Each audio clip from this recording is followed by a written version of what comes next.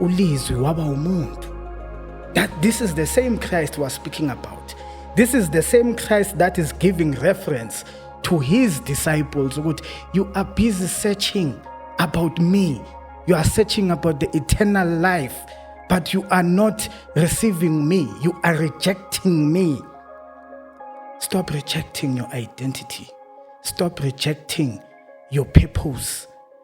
I go accept today what I'm going to be a child of God. I will accept today what I will accept my gift. I will accept today ukuthi uNkulunkulu has placed me in a chaotic work, but I must reign supreme. Ngibe a child of God. uNkulunkulu uthi kuwe ngikubeke in this work to change my people. Wafail i-test, waba umuntu ohleba ukubadlula bonke.